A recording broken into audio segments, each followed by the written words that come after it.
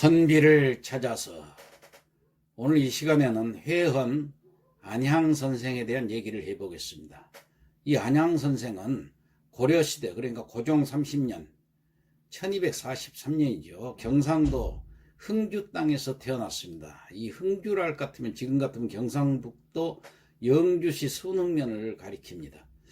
그는 고려의 그 학자고 또 정치가요. 그리고 해동국 18년의 한 사람이자 한반도에 성리학을 맨 처음으로 도입한 성리학의 시조입니다. 주자가 집대성한 성리학을 고려에 도입함으로써 유학을 중심으로 한 신진 사대부를 등장하게 한 계기를 만들어 주었고, 자신의 호를 회헌이라고 해가지고 주희의 호, 그러니까 주자죠. 주자의 호, 회함에 대한 존경과 사모의 뜻을 표하면서 성리학에 대한 주의를 환기시켰던 분입니다.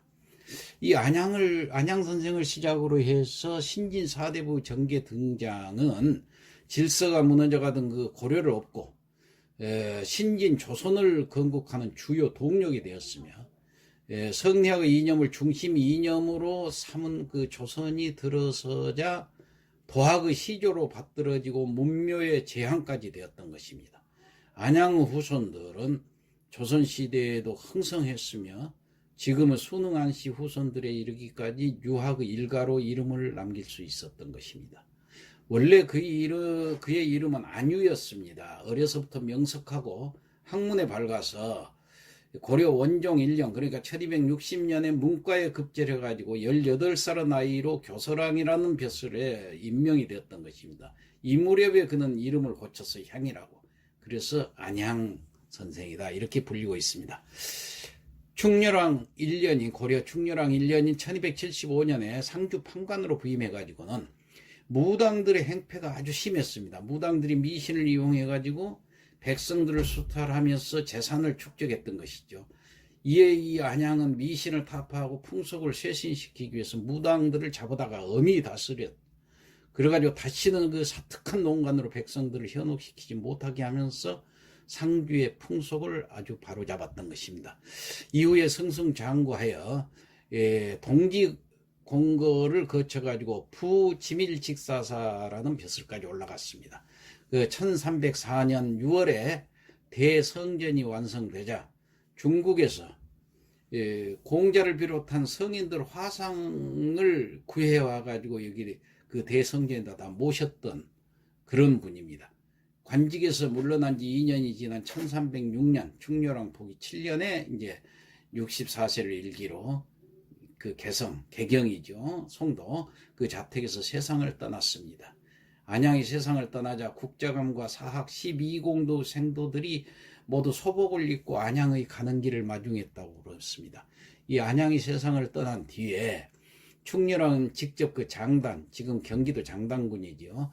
거기 대덕산이 있는데 거기에다 장지를 마련해 줬고, 그의 장례가 끝나자 문성이라는 시호를 내렸습니다. 안향은 이후에 사대부들에게 도학의 시조로 추앙을 받으면서 성인으로 받들어 모셔졌습니다. 조선이 건국된 뒤에는 성균관 유생들이 제사를 모실 정도로 학자들에게 아주 숭앙을 받은 분입니다. 1542년, 그러니까 조선 중종 37년이죠. 풍기군수로 부임한 주세붕이 안향의 생가가 있던 내중리, 그러니까 지금으로 말할 것 같으면 경상북도 영주시 순흥면 내중리죠. 여기에 그의 사당을 세우고 이듬해에는 풍기군의 학사를 안향의 사당을 옮겼습니다. 이것이 조선 최초의 서원인 백운동 서원이 되겠죠. 됩니다. 그때 백운동 서원을 시작을 해가지고 그 뒤로부터 6년이 지난 1549년, 그러니까 명종 4년에 풍기군수로 또 재임 중이던 태계 이황 선생이 조정에 상소를 올려가지고 이 백운동 서원에 명종의 그 친필로 쓰여진 소수서원이라는 현판을 하사를 받고 백운동 서원이 소수서원으로 변경이 되는 겁니다. 이것이 최초 사액서원인 소수서원의 시작이 되는 거죠. 300년 후에 흥선대원군이 전국에 서원 철폐령을 내렸을 때도 다른 서원은 다 철폐했는데 49개의 서원이 남겨졌는데, 그때 그 중에 철폐되지 않고 살아남은 서원이 바로 이 소수서원입니다. 안양은 일상생활에서 유학의 도리를 지키는 것이 가장 중요하고, 유학이야말로 인간이 따라야 할 사실상 유일하게 올바른 가르침이라는 그 성리학의 가르침을 원나라에서 접하고 직접 그것을 연구해 가지고 고려로 가지고 와 가지고 유학을 공부하는 학생들을 하여금 배우게 해 가지고 사실상 우리 나라의 성리학의 아주 시조가 된 겁니다. 이 성리학이 뿌리를 내린 그 조선시대로 가면서 안양의 그 원론적인 성리학 이념이 차차 발전해 가지고 태계 이황이나 율곡이, 남명 조식이나 또 화담 서경덕 이런 선생들에 의해서 태극과 기, 우주를 논하는 심오한 체계까지 굳혀지게 된 것입니다. 자, 그러면 지금부터 성리학의 시조요, 위대한 선비인 우리 회헌 안양의 그 한시를 우리 시조로 번안해서 한번 읊어보겠습니다. 우리 시조를 되살린다는 자긍심을 가지고 가사를 따라서 한번 읊어보시기 바랍니다. 읊는 동안에 마음이 아주 평안해지실 것입니다. 향불을 밝혀놓고 부처께 복을 빌고 국거리 집집마다 귀신은 모시면서 공자님 사당에만은 사람 하나 안 오네.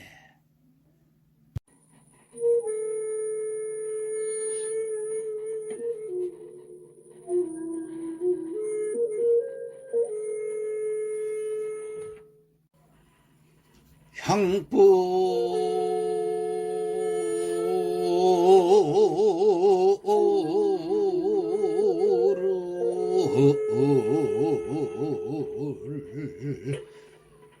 밝혀